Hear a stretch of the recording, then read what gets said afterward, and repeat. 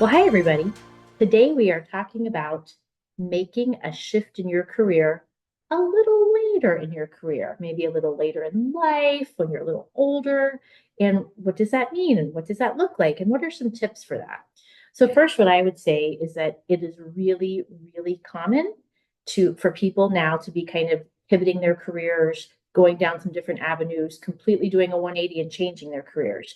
We're frankly just living a lot longer. And so, is it actually even reasonable to think that you might be doing the same job for 10, 15, 20, 25, 30 years? People are working even beyond that now. So, I think it's a very reasonable and understandable thing. So, if you're thinking about this, it's normal, it's okay, and is a very exciting thing to contemplate. But what are some practical tips around these kind of late career shifts? And again, we're going to go with the top three. Lots of things to think about, but I'm going to give you what my top three would be. And the number one thing is to first identify what your transferable skills are. We've talked about this before. So, what are things that you do? You're an effective communicator, you're well organized, you know how to use data sets, whatever it might be. What are the skill sets you have? We talked about knowledge, skills, and attitudes just a bit ago.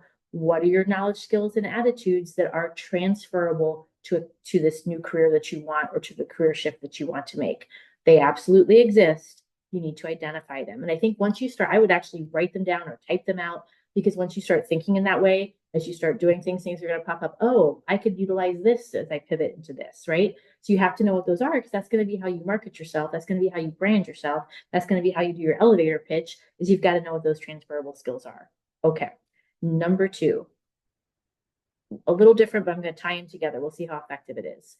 You need to be networking. So, and part of that networking is to realize that people, even though they might be in the same line of work with you, or you're networking with people a little bit outside and what you want to shift to, that there is no job scarcity. There is only, you must have an abundance mentality. And one of the ways to get that abundance mentality and to feel like it's really possible to do this is by networking. And again, I would say that you network within your field, because very few people are doing cookie cutter the same exact thing as the person sitting next to them. I think of my role that I have for my, day job, and it's done, a million different ways. Any people who have my job have all different kinds of responsibilities. It looks different at different universities. So that's out there. So you want to network within your job scope. And then of course you want to begin networking with beyond your job scope as well, and making contacts. And even if some of them seem like, I don't know if that's going to work, you just never know. It is a small, small world, and you just never know. The third thing I would say is you do have to plan a little bit. And what do I mean by that? So I do think you have to think, are you going to totally pivot to a place where you're going to open your own company or your own business? Do you have to save money so that you have money stockpiled till you're successful? Is there any special training that you need?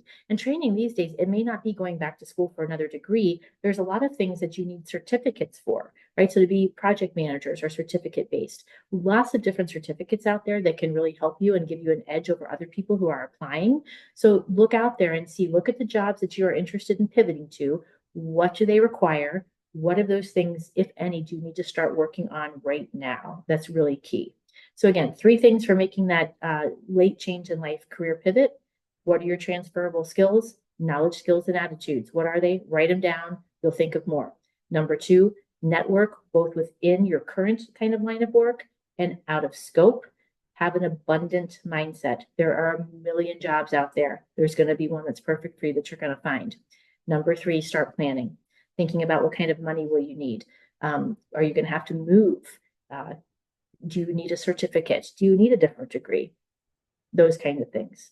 So really, I'm interested in hearing if any of you are thinking about making that type of a pivot. Would love to hear about that, discuss that. Maybe I'd even have you come on and do a little newsletter with me or something like that, interview for that. Would love to do that. Speaking of, if you haven't signed up for my newsletter, please do that by going to christnercoaching.com and sign up for the newsletter there. Until next time.